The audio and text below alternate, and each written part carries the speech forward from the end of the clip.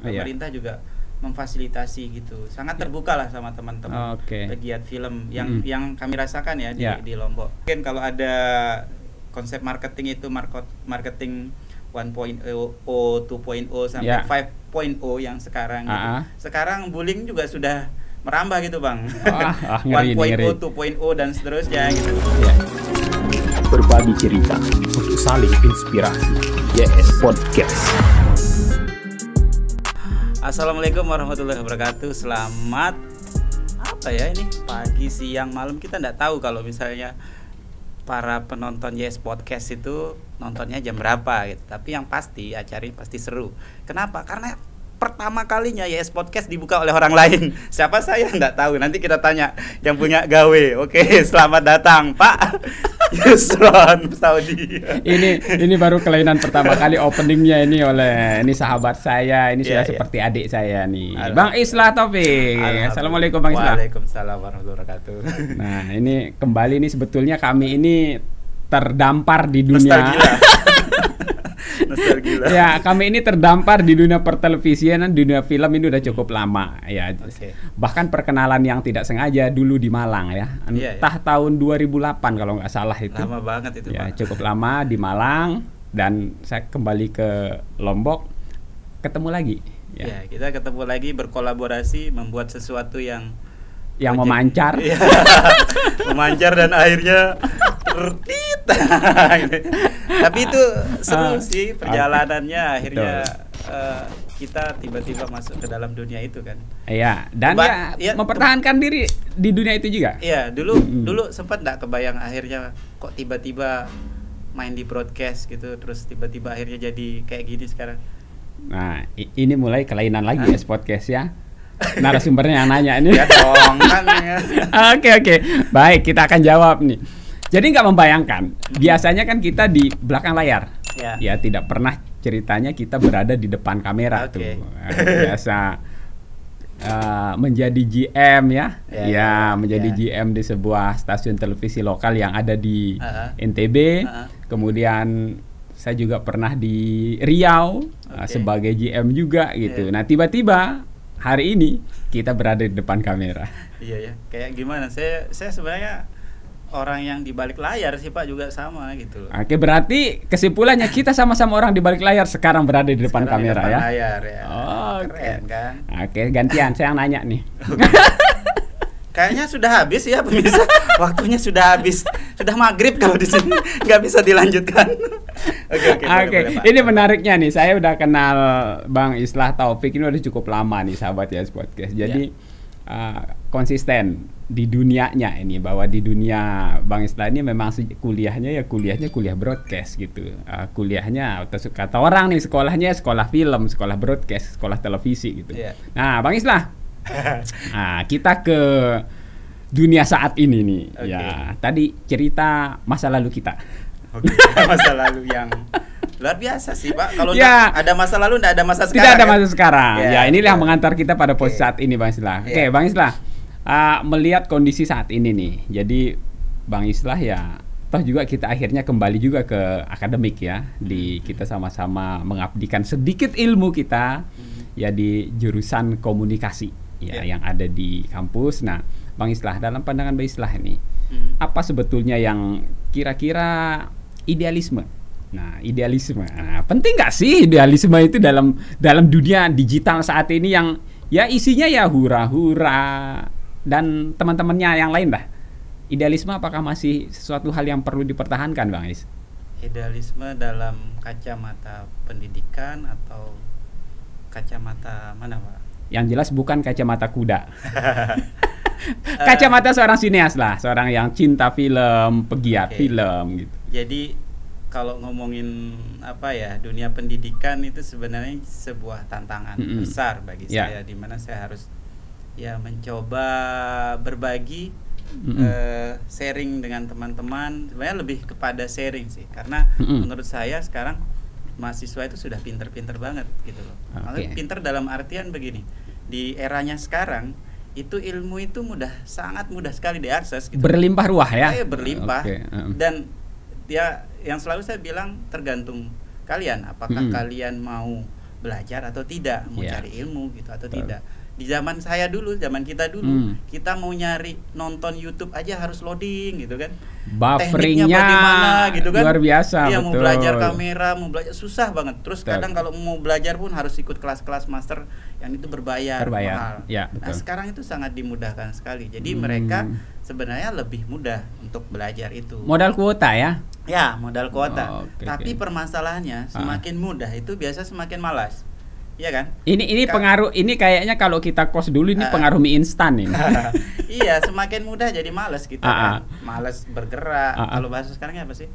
Mager ya. Abot kalau kita di sini, betul. Nah, justru bagi dari kalau saya pribadi peran mungkin pengajar atau misalnya dosen itu sebenarnya hanya mengarahkan saja. Ya, perannya hanya mengarahkan saja karena mereka lebih pintar. Lebih ke pembimbing ya. Mengarahkan. Jadi yang saya lakukan dengan adik-adik mahasiswa adalah mengarahkan mereka untuk lebih produktif. Bikin sendiri, terjun sendiri karena kamu nggak akan tahu kualitas film, kemampuan, skill, bakat itu kalau tidak langsung terjun ke lapangan. Jadi ibaratnya kayak gini lah dulu. Kalau orang belum nikah nih. Ini pasalnya pasal nikah nih. Banyak kena ya. Mohon maaf. Bikin munakahat ini. Iya. Jadi dia hanya hayalan aja gitu loh. Kalau berkeluarga itu makomnya hayal. Makomnya ngayal gitu. Nah, di pendidikan juga gitu. Kalau misalnya hanya sebatas makomnya hayal, nanti proses kayak gini menurut para pakar bla bla bla bla gini. Memang itu penting gitu. Cuman kalau masih hanya menghayal aja, belum bisa langsung ke tahapan eksekusi, mereka tidak akan tahu gitu. Jadi dan beberapa kali mahasiswa juga sempat, Pak, SKS Bapak kan cuma 2, kok rasanya kayak 4 ya Pak? 6 mungkin ya. Mungkin 6 gitu. Tugas buat karena film itu 6 SKS. Berat banget gitu katanya. Dan ya saya sangat proses mereka untuk belajar itu sangat luar biasa gitu. Maksudnya ada semangat, spirit buat mereka untuk berkarya dan karya itu bukan hanya ditonton oleh dosen saja. Dan saya mengarahkan mereka sebuah karya itu harus bisa ditonton oleh orang banyak. Jadi bukan semata-mata tugas kuliah. Bukan hanya sampai tugas kuliah selesai dapat nilai A, B, C dan seterusnya. Tapi harus dipertanggungjawabkan. Karena di situ kan ada informasi, ada pesan. Nah, itu kamu sampaikan kepada orang banyak. Sehingga karyanya itu ya ada manfaatnya gitu.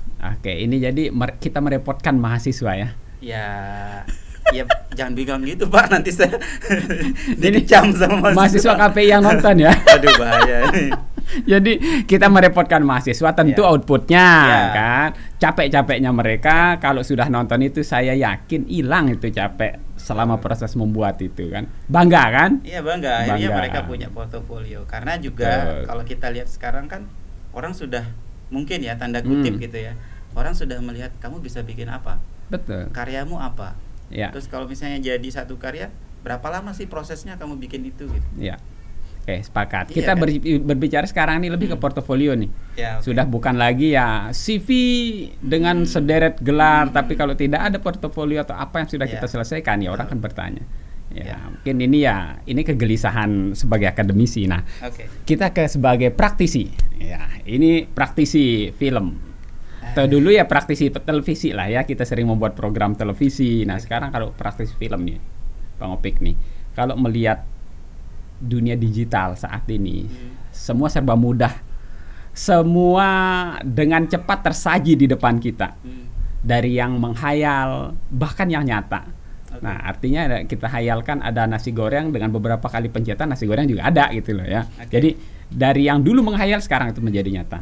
Nah, bagi dunia sinias nih, perfilman, apa yang kira-kira membuat seorang Islah Taufik ini untuk ya akhirnya tetap berada di dunia ini, dan kekhawatiran apa yang membuat Bang Islah ini untuk terus berkecimpung di dunia film? Sebenarnya saya terjebak sama Bapak sih sebenarnya. Kalau boleh jujur, saya terjebak sama beliau sebenarnya. Kita saling menjebak sudah. Ini hal yang baik. Jadi akhirnya terjebak ke ya dunia pendidikan.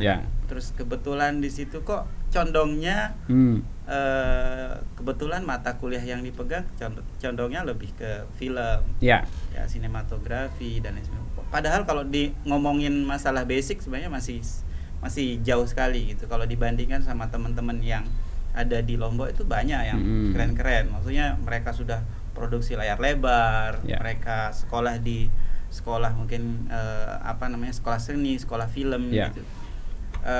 Ya kalau dibilang terjebak. Terus tadi pertanyaannya apa? Sampai bingung saya. Idealisme nih. Idealisme, oke.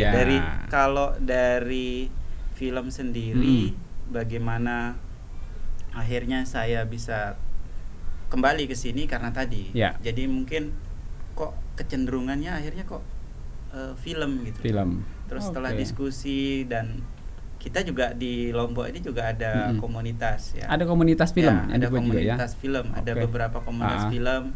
Bahkan juga kita lagi merintis untuk asosiasi. Ini asosiasi, lebih progresif lagi nih dari sekedar komunitas ya. Asosiasi pelaku film di Lombok. Gitu. Nah, karena setelah kita coba lihat dari beberapa contoh misalnya di daerah-daerah lain gitu kan. Mereka memang ada asosiasi di mana asosiasi di sini bagi pelaku film itu industrinya bisa hidup. Jadi ini membuat sebuah ekosistem yang sehat untuk para praktisi film. Para praktisi karena semuanya banyak kalau kita turunkan dari hulu ke hilir, misalnya kita ngomongin film itu, ngomongin film bukan hanya kita bikin film saja. Iya, bukan endingnya hanya udah ditonton saya bisa bikin film, saya bisa film saya misalnya bisa tayang di YouTube dan lain sebagainya. Bukan hanya sebatas itu. Tapi kalau ketika misalnya industri film ini hidup, akan banyak industri-industri lain yang berdampak gitu. Jadi ini kalau kita berbicara industri kreatif. Nah, sekarang kan ekonomi kreatif, ekonomi digital. Ini kan yang sedang digaungkan oleh pemerintah kita. Nah, Bang Islah melihat potensi yang digulirkan oleh kementerian saat ini, terutama Bang Sandi ya, di bawah kementeriannya gitu. Apakah ini menjadi angin segar ataukah hanya dianggap biasa saja oleh teman-teman film? Banyak program yang sekarang saya lihat dikembangkan gitu. Maksudnya banyak lomba, banyak dukungan untuk perfilman. Saya rasa sudah berkembang. Maksudnya yang dulu kita belajar film itu susah. Pemerintah juga memfasilitasi gitu. Sangat terbuka lah sama teman-teman pegiat film yang kami rasakan ya di Lombok. Nah, selebihnya juga ada beberapa program-program seperti misalnya kayak regulasi seperti Akatara mungkin untuk pembiayaan film gitu. Cuma kan memang kalau di Lombok sendiri tidak seperti industri film yang sudah berkembang. Apakah masyarakat kita belum menerima sepenuhnya karya-karya kreatif seperti ini sebagai sesuatu yang pantas untuk dihargai gitu, Bang? Memang itu butuh waktu ya, artinya kenapa saya bilang butuh waktu, karena tidak semua ketika kita ngomong, misalnya contoh saya ngomong ke UKM atau misalnya perusahaan atau misalnya instansi, ketika kita ngomongin nyodorkan proposal film gitu, bayangan mereka itu ini duit ini ngasih ngeluarin duit, padahal bukan hanya itu gitu. Banyak hal yang bisa istilahnya manfaat dari film itu yang mungkin tidak dirasakan. Salah satu contoh misalnya gini, saya teringat dengan salah satu kota di Jepang, itu yang di sana notabene adalah pulau yang satu pulau yang kecil. Terus mereka mengawali dengan membuat sebuah festival film yang di awal-awalnya itu penontonnya hanya sedikit sekali, tapi tetap bikin festival. Merintis kan? Ya, merintis gitu. Didukung oleh pemerintah dan akhirnya sekarang menjadi salah satu festival yang sangat bergengsi di internasional. Dan ini menjadi pilot ya? Ya, itu hidup jadinya. Maksudnya yang semulanya itu pulau yang mungkin tidak ditahu orang, akhirnya menjadi pulau yang sangat diperhitungkan oleh dunia gitu. Karena film? Iya, karena film. Kenapa? Melalui film kan kita bisa, ruangnya itu tidak sebatas hanya bioskop saja, tapi ketika film itu dibawa keluar negeri dan lain sebagainya, diikutkan festival, kan orang-orang lihat, para pegiat film lihat, loh ini di mana gitu. Dan ini persis kejadian ketika sejak kapan, kalau kita flashback sedikit, sejak kapan sih Lombok itu terkenal? Betul. Masih ingat ya? Maksudnya momennya kapan tuh? Lombok mulai terkenal di media, orang tahu di Lombok. Saya pertama kali datang ke Jawa dulu, pas ditanya dari mana? Dari Lombok. Lombok itu mana gitu. Ya, masih orang masih bertanya kuliah, ya. Iya kan? Ya. Mungkin Pak Yusril juga sama seperti itu kan? Ya. Setelah akhirnya lama mungkin semester tengah gitu, semester 4, semester, wih, Lombok itu keren ya. Gitu. Terus tahu dari mana? Ternyata mereka menonton dari media, dari TV. Waktu itu salah satu kita sebutin nggak, Bang? Sebutin lah. Misalnya grup Transmedia lah. Ya, betul. Transmedia masuk ke Lombok, mengeksplor seluruh wisata gitu, potensi yang ada di NTB, betul. Akhirnya muncullah Lombok yang notabene bayangannya mereka itu Lombok itu yang pelosok banget, yang etnik banget, primitif gitu kan. Apalagi brandnya dulu kan sempet tuh Lombok primitif gitu kan. Ini juga salah satunya nih. Nah, ini salah satu nih cikal bakalnya gitu kan. Iya kan. Nah, itulah peran media yang sehingga akhirnya berdampak pada Lombok sekarang. Akhirnya punya event besar, SOGIPI dan seterusnya. Begitu juga film. Film kalau misalnya pemerintah ini care, peduli dengan itu. Ya, melihat potensinya potensi. Itu sangat luar biasa. Kita lihat contoh. Mungkin semua udah tahu pasti, misalnya kayak Laskar Pelangi. Betul. Yang dulu akhirnya filmnya berkembang dan kota tersebut, kota kecil Belitung ya, menjadi tempat syutingnya, jadi area orang wisata dan seterusnya. Betul. Kita lihat lagi misalnya kalau digeser sedikit di kepulauan apa di situ, Bang? Yang dekat sama apa sih? Kepri. Bukan, dekat sama ini Singapura. Batam. Ya. Nah, di Batam itu ada studio film. Studio film di mana yang produksi di situ orang luar negeri. Wow. Syuting di situ. Iya. Bayangkan. Yang punya ini berarti ya saya nggak tahu siapa yang punya, tapi artinya mereka produksi di Indonesia. Kenapa di Indonesia? Bisa jadi mungkin karena kos lebih murah atau misalnya biaya lebih terjangkau. Nah, kalau kita ngomong misalnya mereka bawa kru itu ada 100. Kira-kira mereka nginep di mana? Betul. Iya kan? Transport dari satu tempat ke tempat yang lain bagaimana? Ya, ada side bisnis yang hidup dari situ ya. Itu yang sebenarnya mungkin tidak dilihat gitu. Konsumsi dan lain sebagainya. Itu kan duit datang, apalagi kalau misalnya kita punya SDM. Kita punya SDM, kita bisa ngisi. SDM-nya terpakai di situ. Nah itulah salah satu peran dari asosiasi itu sangat penting. Jadi menarik ini sahabat nih. Jadi sahabat Yas Podcast, jika teman-teman berkecimpung di dunia film ya, ada ekosistem yang perlu dibangun ternyata. Jadi bukan hanya kita berhenti di bioskop menonton mengagumi gitu, tapi ternyata banyak yang tergerak di sini. Nah, kemudian perkembangannya nih, Bang Islah nih, bagaimana sebetulnya melihat film ini sebagai sebuah media kampanye, ya, sebagai sebuah media yang kira-kira kita katakan ini untuk kita bisa bersuara gitu, kita bisa mewakili kegelisahan kita buat dalam bentuk film, dan ini pada akhirnya menjadi gerakan sosial yang cukup besar. Dan pada akhirnya tuntutan kita adalah bagaimana perilaku masyarakat itu bisa berubah karena film. Ya, kalau ngomongin kampanye memang dari awal, kalau kita ngomong sejarah itu film itu kan propaganda. Betul. Sebagai bahan propaganda sejarah. Propaganda sejarah. Dulu, kalau kita lihat film-film mungkin lama di zamannya Soeharto, itu kelihatan sekali bahwa itu sebuah propaganda. Bahkan juga ya di skala dunia, bukan hanya di masa Soeharto saja gitu kan. Artinya kalau memang kita mau, itu bisa digerakkan. Banyak yang berubah. Paling simpel yang bisa kita rasakan, ini bukan hanya film ya. Anggaplah misalnya video kan juga, walaupun di situ dari sisi teknis sinematografi atau mungkin dan lain sebagainya tidak terlalu banyak, tapi bagaimana sebuah media visual itu sangat berpengaruh kepada masyarakat, terutama ya mungkin keluarga kita yang terdekat, anak-anak kita. Misalnya ya anak-anak saya, anak-anak mungkin teman-teman podcast lainnya gitu ya. Mereka sangat tergantung sekali sama gadget. Betul. Ya, nonton entah channel Jadi YouTube, sahabat keseharian mereka kadang ya ada di mereka gadget. pinter ngomong, belajar dari bahasa gitu. Kadang yang paling parah itu kan kalau ketika main game tuh.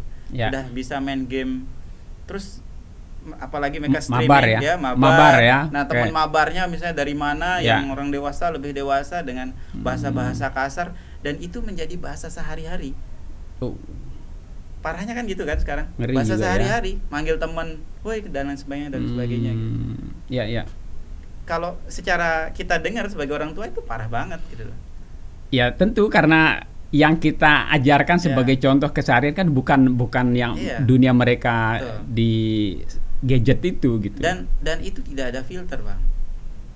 Oke. Ya kan kita nggak bisa filter. Kita mau dampingin dia seharian kan nggak mungkin karena kita sibuk sendiri kadang. Betul. Dari walaupun misalnya misalnya dari YouTube ada pembatasan dan lain sebagainya, tapi tetap saja ada celah yang ada di situ, gitu. Belum lagi iklan dan lain sebagainya, itu banyak ruang-ruang itu. Nah, kesadaran itu kita coba mulai pendekatan melalui mungkin media film, media alternatif lainnya gitu. Dengan ruang-ruang yang berbeda gitu. Oke. Nah, sebagai bentuk media kampanye nih. Ada proyek ke depan nggak yang kira-kira Bang Islah Taufik ini ya kita harus hadir di situ mengkampanyekan sesuatu. Kalau boleh nih bocorin nggak nih apa yang mungkin proyek yang akan dilakukan dalam bidang film? Untuk proyek setelah tadi jujur Bang, sebelum saya melangkah ke situ sebenarnya sempat galau juga. Wah. Galaunya itu ini bahaya nih. Bener nggak sih? Maksudnya bener nggak sih film ini bisa menghasilkan gitu? Seperti bayangan saya yang tadi di awal, bahwa ada ruang-ruang lain dan lain sebagainya. Ini bener nggak sih bisa gitu? Itu sempat jadi ini. Sampai saya konsultasi juga sama teman-teman, mungkin teman-teman film di Jawa. Saya tanya, bagaimana Bang? Saya terjun ke sini nih gitu. Dia cerita, iya saya satu kali project itu bisa untuk 3 bulan. 3 bulan? Iya, jadi dapat project untuk 3 bulan makan. Oke. Terus lebih yang selama 3 bulan tuh yang nganggur dulu, nyantai gitu, ngerjain komunitas dan sebagainya gitu kan.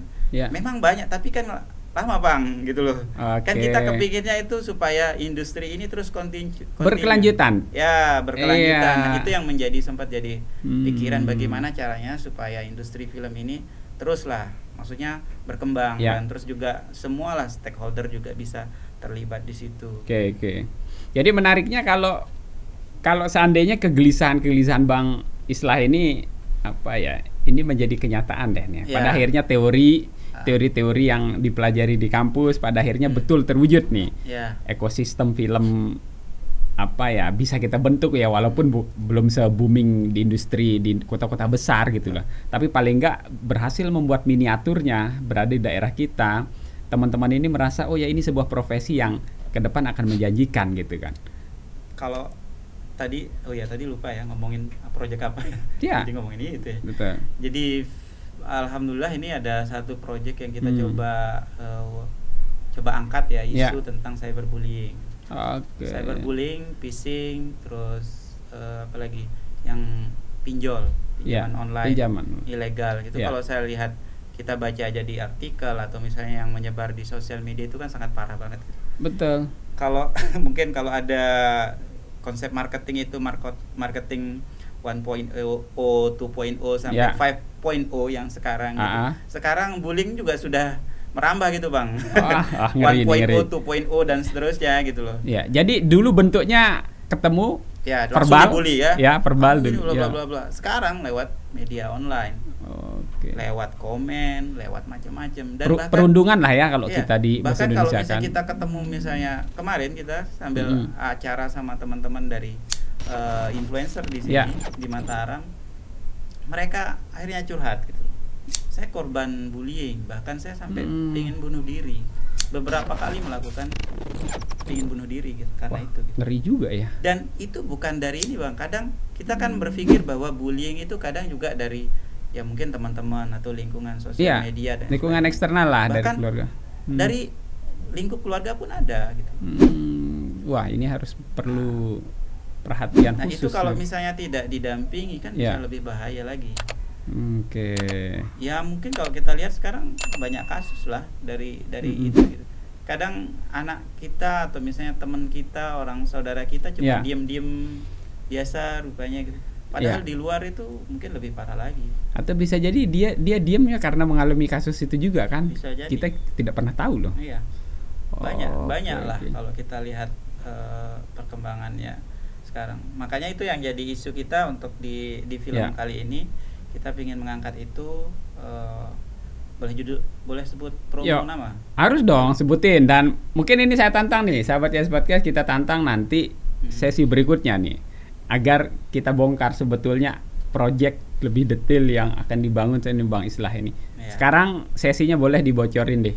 Oke, jadi filmnya itu sebenarnya judulnya Bukan Gali dan Ratna. Bukan Gali dan Ratna. Gali dan Ratna.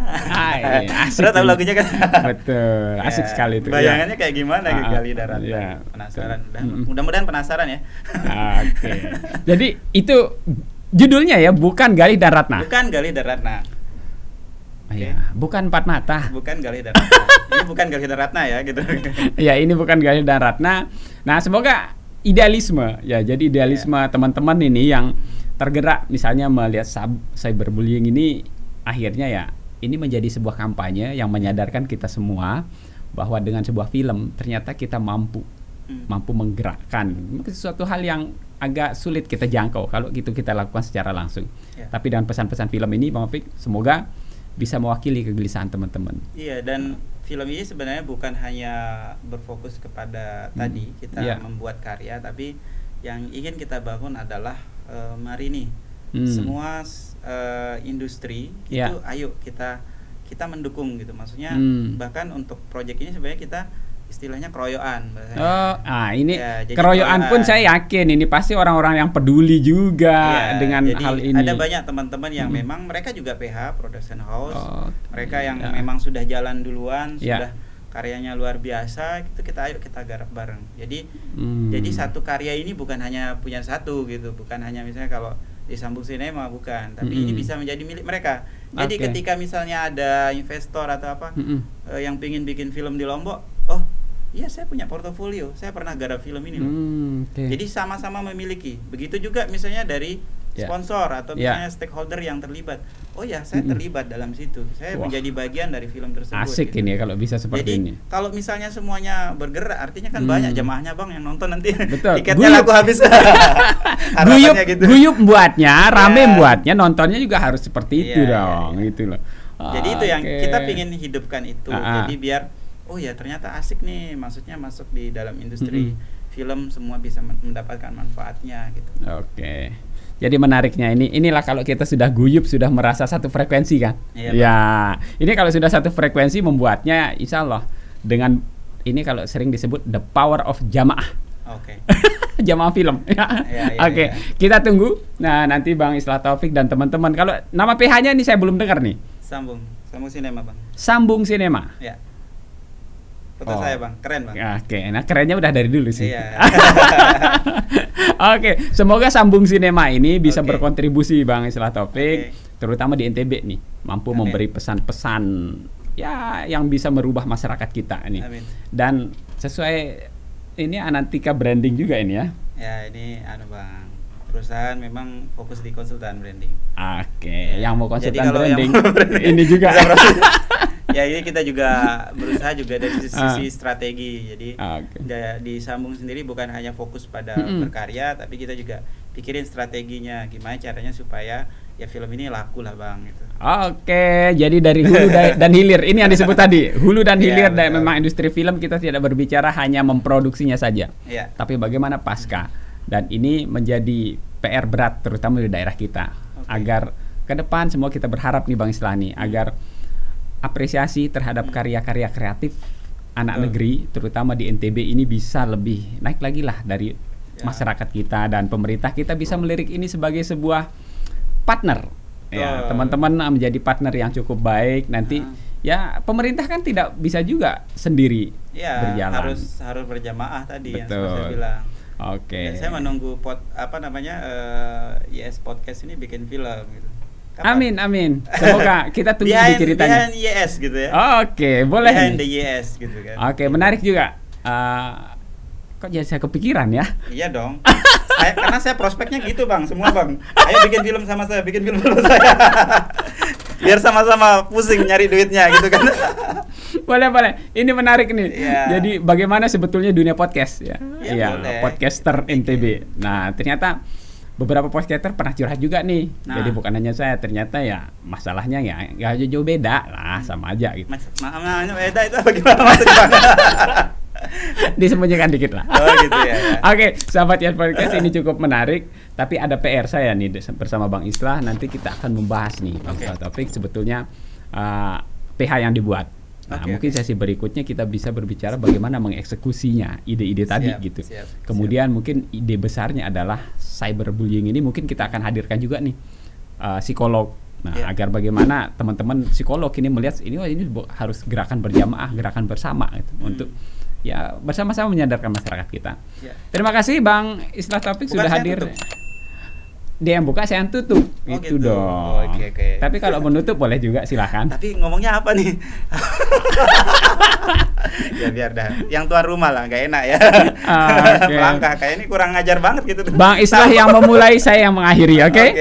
Oke, demikian sahabat YES Podcast. Saya yakin tadi dari perbincangan kami berdua nih, ya memang sudah satu frekuensi udah cukup lama, tapi insya Allah ada beberapa pesan yang sahabat YES Podcast bisa dapatkan. Sesuai dengan tagline YES Podcast, berbagi cerita untuk saling inspirasi, Bang Islah Taufik. Luar biasa. Ya, semoga banyak yang tergerak, banyak yang terinspirasi dengan materi podcast kali ini. Demikian sahabat YES Podcast, ketemu lagi di podcast berikutnya. Assalamualaikum warahmatullahi wabarakatuh. Berbagi cerita untuk saling inspirasi. YES Podcast.